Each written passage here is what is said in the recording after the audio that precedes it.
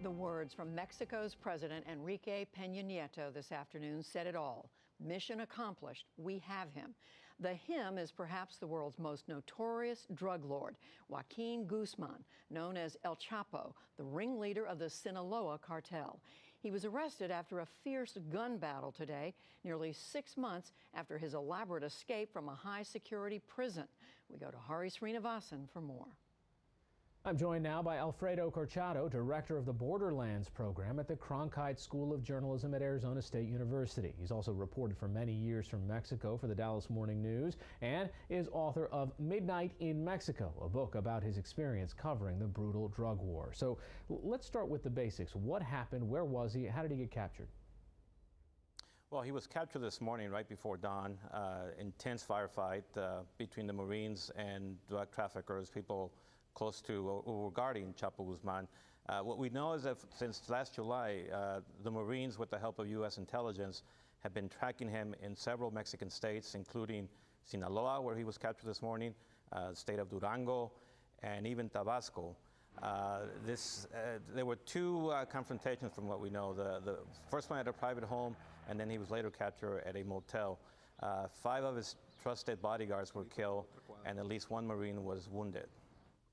This is the second time the president of Mexico has gone on national television and said they've got this guy. I mean, this is an important win. This is the second time for President Peña Nieto, and the third time that a Mexican president has said that. He said, mission accomplished, but I think a lot of people will feel that the mission has not been accomplished until Chapo actually faces justice, and the best chance of doing that will be on the U.S. side. So there's a lot of tangling already going on, a lot of debate as to whether he will be extradited this time.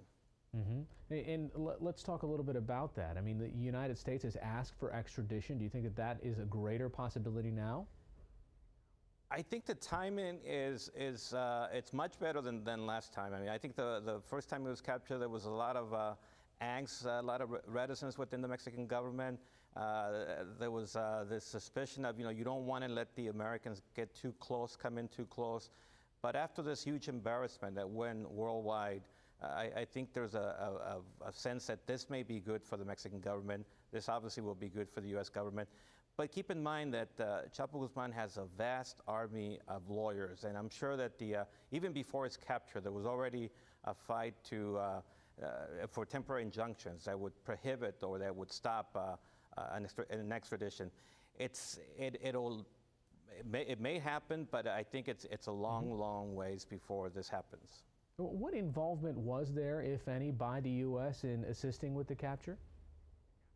Well, my sources tell me that the U.S. has been helping the Mexican Marines since the capture with intelligence.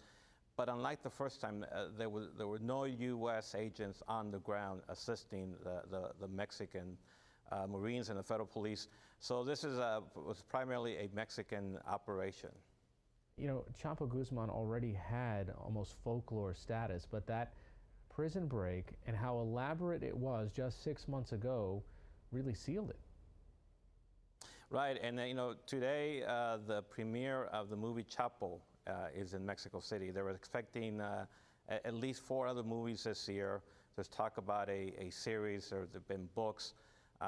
It'll be interesting to see how people in regions in Mexico, especially Sinaloa, how they will react. Will they come out and protest again because of this arrest, or they let it go? I'm sure there are already songs being written at this moment as we speak about Chapo's latest capture.